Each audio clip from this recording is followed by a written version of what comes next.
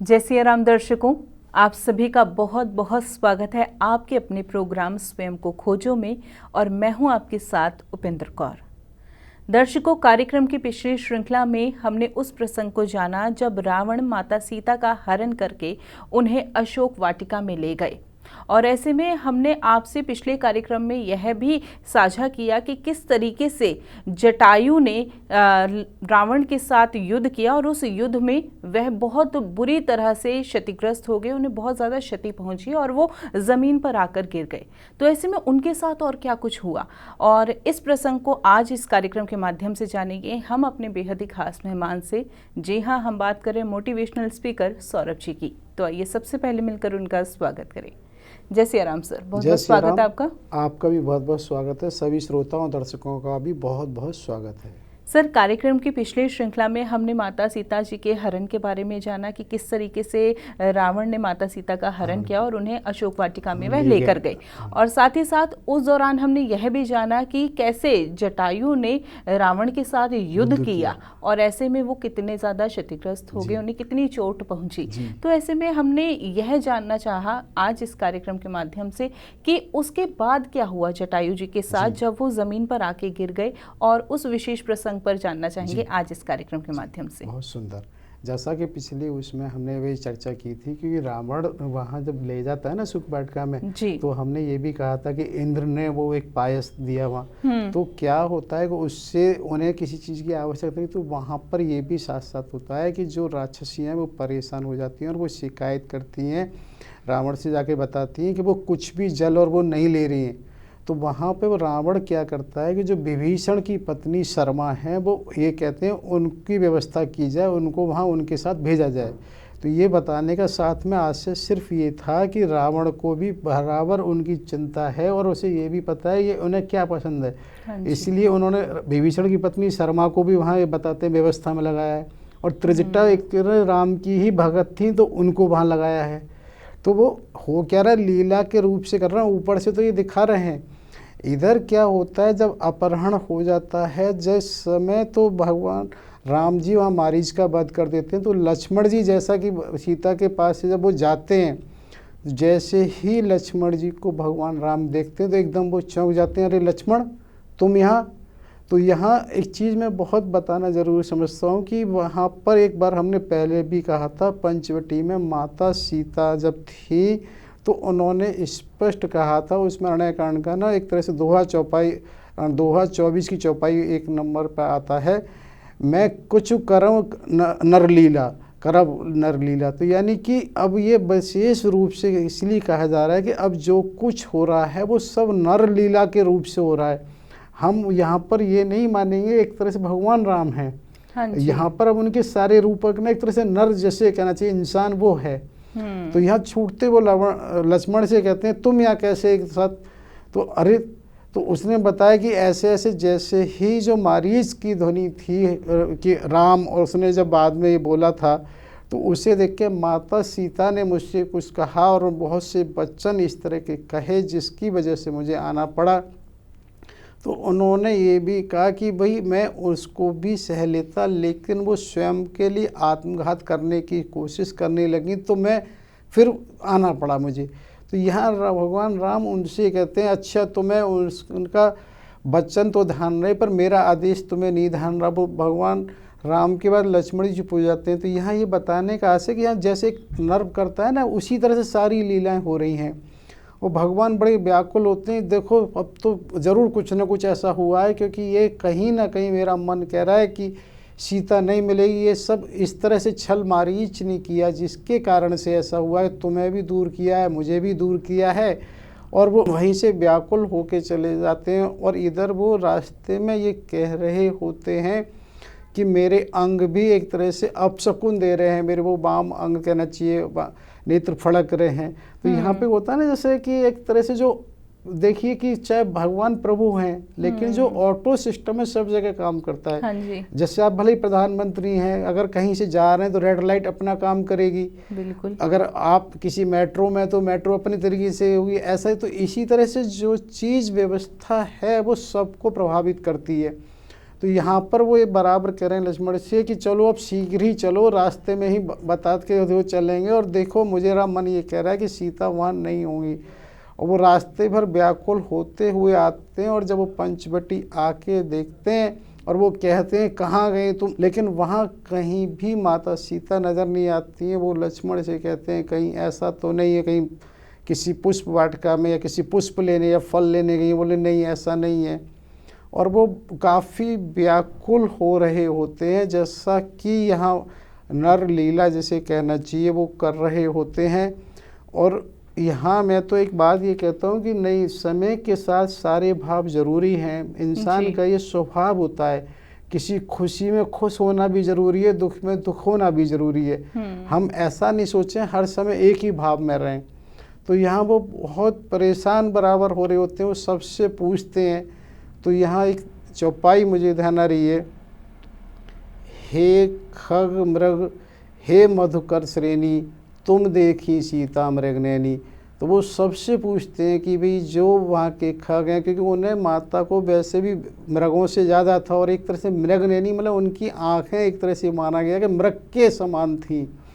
और वो एक तरह से सभी वहाँ के जो कहना चाहिए कि चाहे पशु हैं, जो वृक्ष हैं, उन सब से वो अलग अलग पूछते हुए तुम्हें कुछ पता है, तुमने देखी हैं? वो कहीं भी, क्योंकि जैसे ही संभावित है सब लोग उसमें शामिल हैं, प्रभावित हैं, लेकिन कोई कुछ क्या कहेगा। तो यहाँ ना एक चीज़ और बहुत ज़रूरी है बताना, मैं बताता हूँ कि एक बार वो बहुत पहले भी हमने प्रसंग किया था सती मोह का, वो लगभग इसी समय का होना चाहिए। क्या है कि जब वो इस तरह की दशा देख रहे हैं तो ऐसा आता है कि भगवान भोलेनाथ माता सती के साथ कहीं कथा सुनकर आ रहे थे, कहीं जा रहे थे ऊपर से, जब वो वहाँ से भगवान भोलेनाथ उनको प्रणाम करते हैं तो माता सती को बड़ा आश्चर्य होता है, क्योंकि वो देखते हैं बताइए ये उनको प्रणाम कर रहे हैं जो एक पत्नी के वियोग में इस तरह से भटक रहे हैं, इस तरह से परेशान हो रहे हैं। क्योंकि उन्हें तो वो नरलीला करनी है ना, तो वो बिल्कुल इस तरह से कर रहे हैं कि कैसे क्या है। तो यहाँ वो चीज़ इसलिए महत्वपूर्ण है कि जब वो भगवान ये कहते हैं कि नहीं, तो वो उनको समझाते हैं। तो यहाँ ये माना गया है कि देखिए कि जब अगर कोई संतों की बात नहीं समझे या प्रभु की नहीं, तो उसके साथ कुछ ना कुछ गड़बड़ होने की संभावना होती है।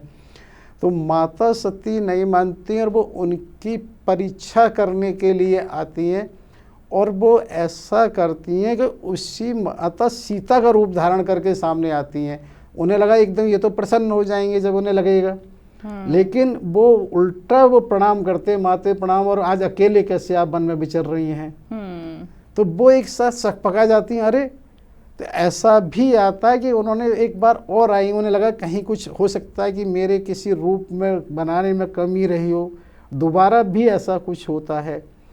तो माता सीता को तब भी वो ये कहते हैं अरे आप अकेली वन में कैसे विचर रही हैं, उन्हें प्रणाम किया है।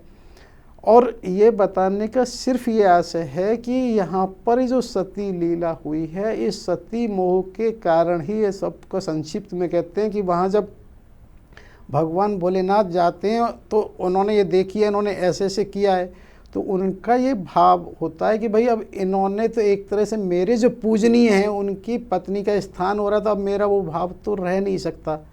तो उन्होंने कहा कुछ नहीं, उनका त्याग कर दिया है।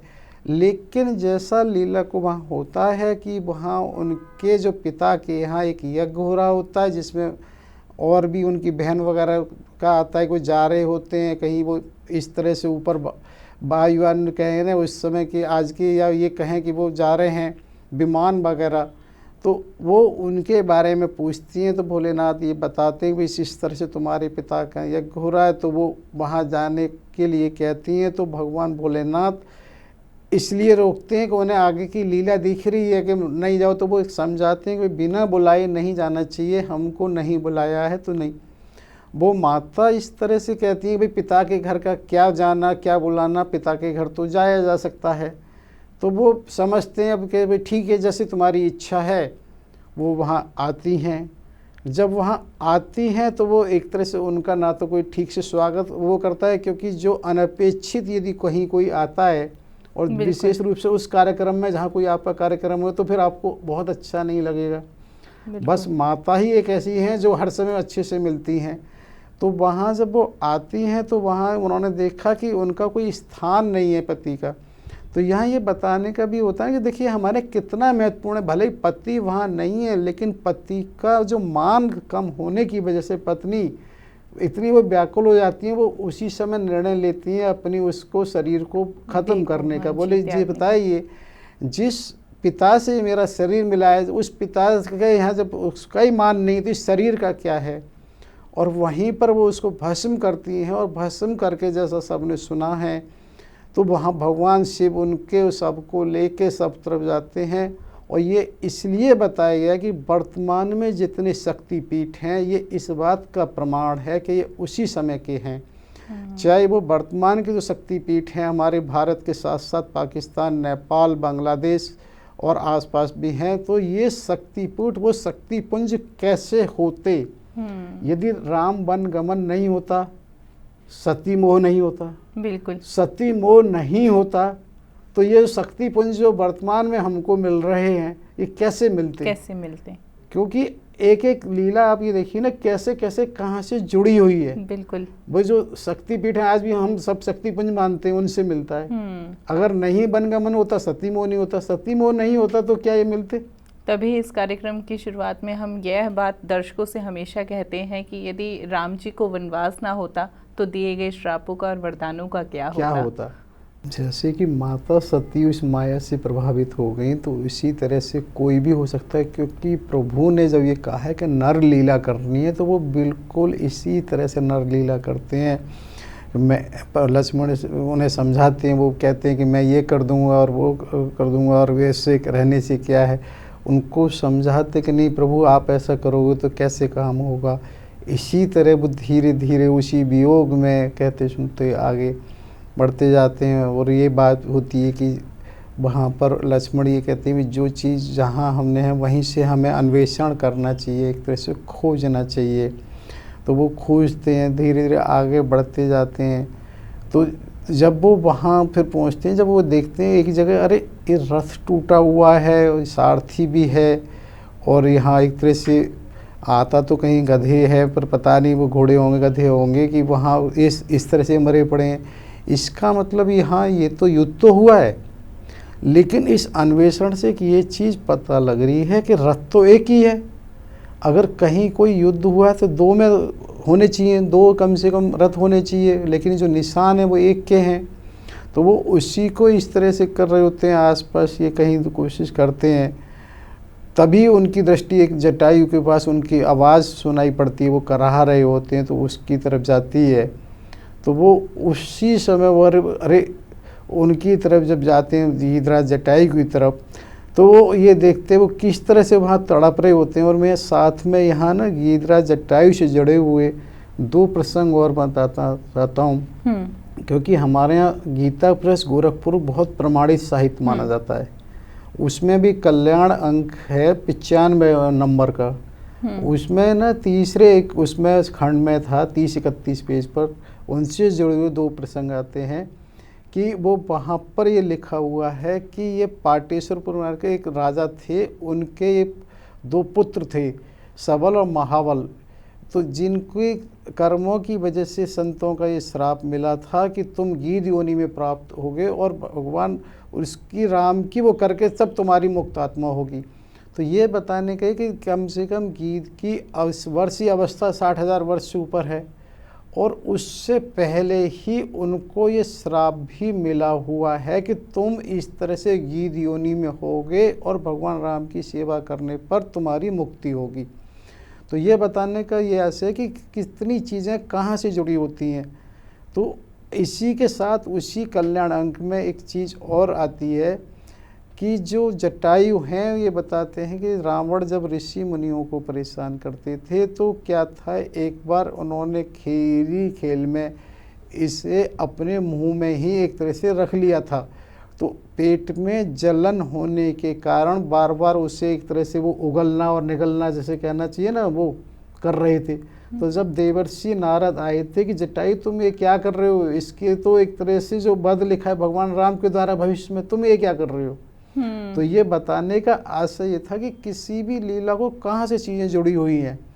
तो यहाँ पर जैसे ही ये बताया जटायु, जब वो जटायु के पास आते हैं तो प्रभु काफ़ी विलाप कर रहे होते हैं, क्योंकि उन्हें ये लगता है कि देखो मेरा राज गया, बन गया, और सीता का हरण हो गया, और मेरे जो पितृ समान हैं एक तरह से उनकी भी ये दशा हो गई है। तो उनको लेके वो बहुत भाव विह्वल होते हैं, और बल्कि उनसे कहते हैं वहाँ पर अरण्यकांड में ही 31वें चौपाई में, अगर तुम तन को चाहो तो तन को रख लो। लेकिन जब वो ये कहते हैं तन रखने की क्या बात है, कि जिसके लिए बहुत पहले भी कहा कि झलक पाने के लिए भी कोई तरसता, और उसके सामने उसकी गोदी में, क्योंकि यहाँ ये आता है ना कि उनके शरीर को या सिर को वो अपनी गोदी में रख लेते हैं। तो तभी फिर वहाँ से हालांकि इनसे वे पूछते हैं कि भाई ऐसे कैसे क्या हुआ, तो वो सब प्रसंग बताते हैं। और उन्होंने बताया कि इस तरह से जो दशग्रीव रावण है वो अपहरण करके ले गया है, दक्षिण दिशा में गया है, और वहाँ वो ये भी कहते हैं कि ये जो हुआ है घटना बिंद मुहूर्त में हुई है। तो हमारे यहाँ एस्ट्रोलॉजिकली हर उसका एक मुहूर्त होता है, राइट। तो उसमें बिंद मुहूर्त का मतलब ये होता है जो इस मुहूर्त में चीज़ खो जाती है तो वो वापस मिलती है। तो इस पे उसको विशेष रूप से इस बात को कहते हैं कि बिंद मुहूर्त में, जैसे कई बार हमने देखा है किसी का कुछ खो जाता है तो वो पंडित जी पूछता है, तो शायद वो इसीलिए पूछता है कि वो कौन से मुहूर्त में क्या हुआ है।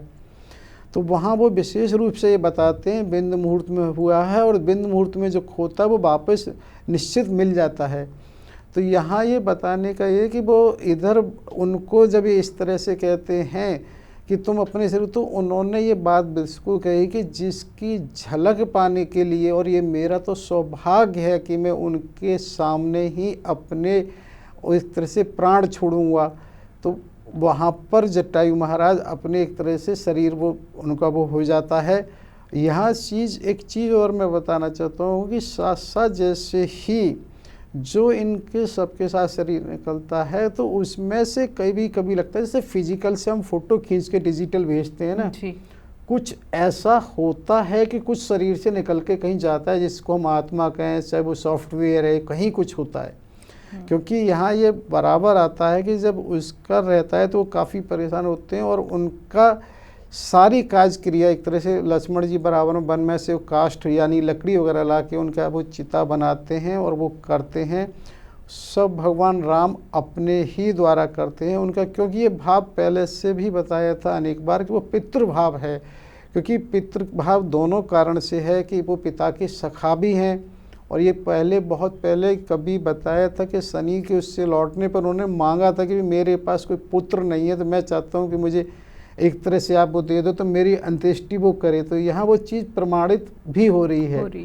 तो यहाँ वो भगवान स्वयं उनकी वो सब क्रिया करते हैं, और क्रिया करने के बाद फिर वो आगे बढ़ते हैं। गीधराज जटायु से ये तो संकेत मिल गया कि रावण दक्षिण दिशा की तरफ ले गया, लेकिन अब दक्षिण दिशा से केवल ये तो अनुमान नहीं लगाया जा सकता कि कहाँ है, क्योंकि दक्षिण दिशा से तात्पर्य यह नहीं है कि वो कहाँ तक गया होगा, कहाँ रुका होगा, कहाँ भी हो सकता है।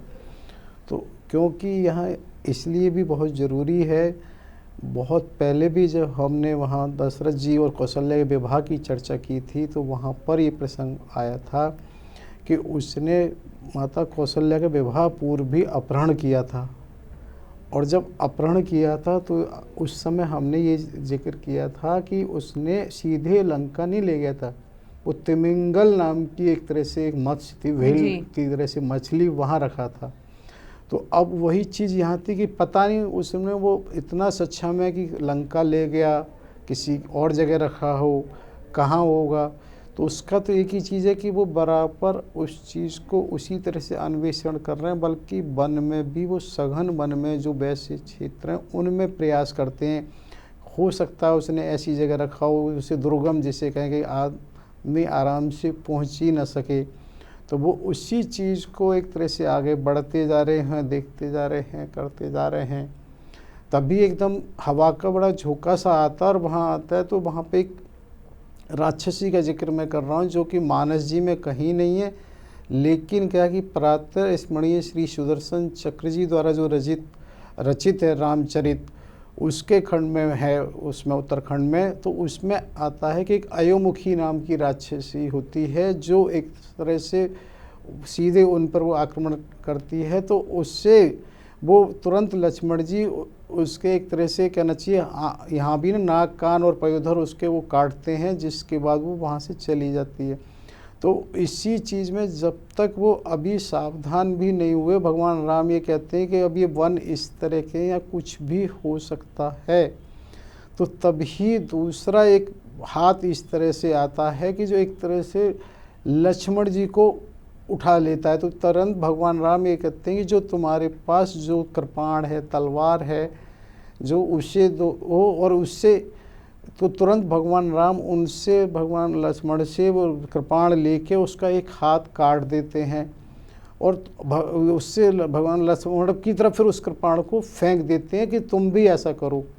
तो दूसरी बाह को वो काट देते हैं। जैसे ही उसकी दोनों वो भुजाएं कट जाती हैं, वो गिरता है, तभी वो ये पूछता है कि तुम कौन हो, क्योंकि वो ये कहता है, जब वो भगवान उनको अपना परिचय देते हैं, मैं ऐसे ऐसे अनुज सहित दशरथ पुत्र राम हूँ, तो वो तब वो अपनी बारे में ये बताता है कि भाई मैं इस तरह से गंधर्व था, कहीं कहीं उसमें ये आता स्थूलसरा ऋषि और कहीं कहीं दुर्वासा ऋषि के नाम से आता है कि मैं गंधर्व होने के कारण मदान था। एक तरह से वो होता है कि कहते हैं ना, प्रभुता पाए काया मदना हुई, तो वो कहीं ना कहीं वो गलतियां हो जाती हैं, जिससे उन्हें श्राप मिला था कि तुम अपनी शरीर से वो हो जाओगे, तो वहाँ पर जैसे राक्षस हो जाओगे। तो राक्षसी होने के साथ साथ न केवल शरीर हुआ, मेरी प्रवृत्ति भी राक्षसी हो गई, जिसके कारण मैंने उसी समय वहाँ इंद्र पर भी आक्रमण किया।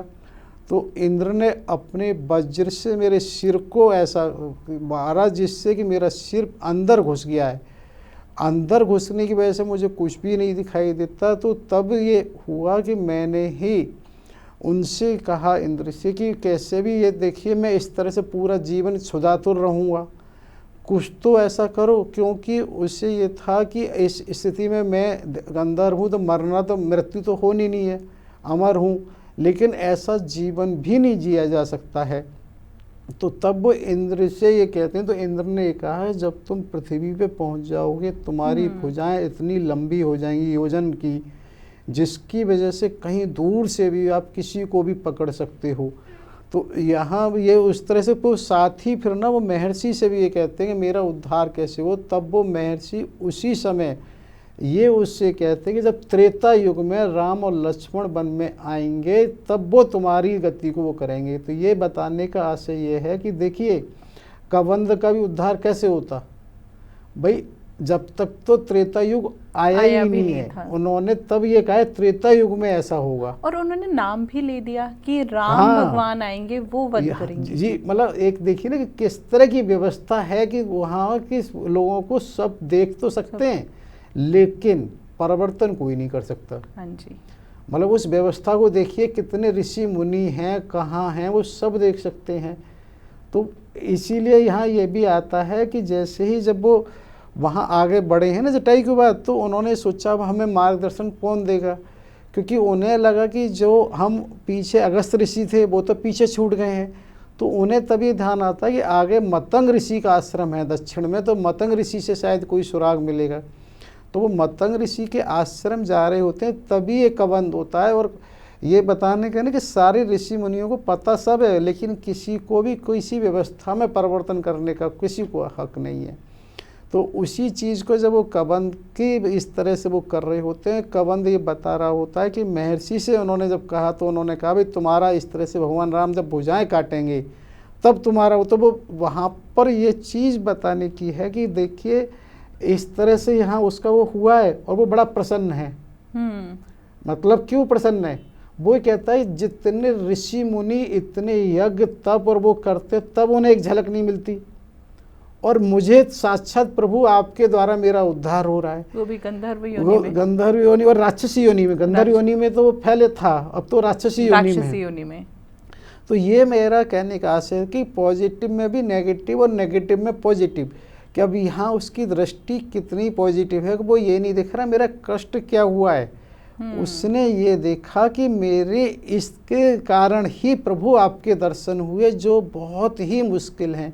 तो ये चीज़ कहने का मेरा ये आशय है कि घटना एक होती है, हम उसको कैसे पॉजिटिव लेते हैं और कैसे नेगेटिव लेते हैं। बिल्कुल। और ऐसे वर्तमान समय में भी बात करें तो कुछ लोग ऐसे होते हैं जो बहुत मुश्किल समय में भी उसको पॉजिटिविटी में बदल देते हैं और उसको पॉजिटिविटी लेकर बिल्कुल, और उसको बहुत सरलता से उस समय को बिता देते हैं। टेकिए ले रही हूँ, आज के समय की भी यदि हम बात करें तो कुछ लोग ऐसे होते हैं जो बहुत मुश्किल घड़ियों में भी अपने आप को इतना संतुलित रखते हैं कि उस मुश्किल समय को भी वो आसानी से निकाल लेते हैं। और कुछ लोग ऐसे होते हैं जिनके पास सब कुछ होता है लेकिन फिर भी उनके मन में कुछ ना कुछ नेगेटिव होती है, नेगेटिविटी होती है, जिसके कारण से उन्हें चारों ओर जो है परेशानियों का सामना करना पड़ता है। इसको ना हम ऐसे मान सकते हैं जैसे कि कहीं भी ईस्ट और वेस्ट किसी पॉइंट पे आप अलग नहीं कर सकते। हाँ जी। जहाँ ईस्ट है वहीं वेस्ट है, जहाँ पॉजिटिविटी है वहीं नेगेटिविटी। अब हम कहाँ किसको कैसे ले रहे हैं। जैसे उसका पूरा जीवन बड़ा दिक्कत वाला रहा, उसकी स्थिति ये थी कि वो बिना लेटे तो देख भी नहीं सकता था क्योंकि उसकी आँख सब पेट में अंदर थे। हाँ जी। लेकिन उसको वो कष्ट भूल गया। तो इसी तरह से आप जीवन की किसी भी घटना को देखो, जैसे मैंने बहुत पहले भी कहा था, यदि किसी को आईएएस बनना है, किसी को मिलिट्री में सिलेक्शन होना है, तो अब वो रात और दिन सोने से तो काम नहीं होगा। बिल्कुल। कितना उसे वो प्रयास करना पड़ता है, अभ्यास करना पड़ता है। अब आप ये कहो कि मैंने ये सब किया, लेकिन या आप ये कहो कि भाई मुझे मिला ये इसीलिए। तो इसी तरह जीवन में सबके साथ होता है कि कहीं भी कुछ भी जो होता है उसके दोनों पहलू हमेशा होते हैं। हम उसी पहलू को ये मान लें ये सकारात्मक है, उसी को नकारात्मक है। तो यहाँ ये कबंध जो होता है तो इसको इसी तरह से वहाँ है, तो वो प्रभु से इस बात को कहता है कि प्रभु मेरा मुक्ति हो गई, लेकिन वो साथ ही ये बताता है क्योंकि मैं बिना उसके नहीं मरूंगा। तो वो एक तरह से ना इशारा करता है कि मेरी भुजाओं सहित वो पीछे गर्द एक गड्ढा जिसे कहना चाहिए कि उसमें मुझे दबाना होगा और तभी मेरा वो होगा। वहाँ प्रभु उससे ये पूछते भी हैं कि तुम सीता के बारे में कुछ बताओ तो कुछ बता सकते हो तुम्हें। तो उसने कहा कि इस समय तो मेरी बुद्धि ऐसी है, मैं अभी कुछ नहीं, तुम पहले मेरा एक तरह से वो करो, आत्मसर्ग मेरा वो करो उद्धार, तो मैं उसके बाद जैसे उसकी ना फिर वो जैसे हमने पहले कहा था कि कहीं ना कहीं एक दूसरे शरीर की स्थिति होती है। स्थूल सूक्ष्म के बाद, स्थूल शरीर के बाद करने से सूक्ष्म कारण शरीर कहीं कुछ रहता है। तो उसी तरीके से जब उसको वो खुद ये बताता है कि मेरा इस तरह से वध होगा, तो वो एक उसमें कास्ट वगैरह ला के उसको गड्ढे में ही वो किया जाता है, जिंदा उसे तो दफन करके उसका वो किया जाता है। तब वहाँ पर प्रभु ये कहते हैं, तो वो ये कहता है कि मैं यहाँ से कह सकता हूँ वैसे तो आप स्वयं सक्षम हो, पर फिर भी आपको ये मानना चाहिए कि जब भी कहीं कोई चीज़ ऐसी है तो एक नर लीला करते हुए आपको बताया जा रहा है कि व्यक्ति के साहस, सहयोग, संपर्क और इस तरह से और अन्य चीज़ों को करने से कुछ हो सकता है। यानी कि वो एक तरह से सुग्रीव के लिए इशारा देता है। और वो ये भी करता है, यहाँ आगे ऋषमुख पर्वत पड़ेगा। यदि ऋषमुख पर्वत के बारे में ये विशेषता है कि जो चीज़ रात को स्वप्न में दिखाई देती है तो वास्तव में भी मिल जाती है। तो वो एक तरह से ऋषमुख पर्वत पर जाने के लिए कहते हैं उससे कि ऋषमुख पर्वत की ओर जाइए। बिल्कुल सर, बहुत ही विशेष चर्चा चल रही है, लेकिन यहाँ पर आपने जैसे रेशमुख पर्वत की बात की, तो रेशमुख पर्वत से पहले जो है माता सबरी जी का आश्रम भी तो आता है, उसके बारे में चर्चा नहीं हुई आज इस कार्यक्रम के माध्यम से। लेकिन समय भी अब हमें और इजाजत नहीं दे रहा चर्चा करने के लिए, तो कार्यक्रम की अगली श्रृंखला में मैं इस प्रसंग के बारे में आपसे प्रकाश चाहूंगी। तब तक के लिए आपने कीमती समय दिया, उसके लिए बहुत बहुत धन्यवाद आपका। आपका भी बहुत बहुत धन्यवाद। सभी श्रोताओं और दर्शकों का कोटि कोटि आभार, समयदानियों का कोटि कोटि आभार। जय श्री राम। जय श्री राम।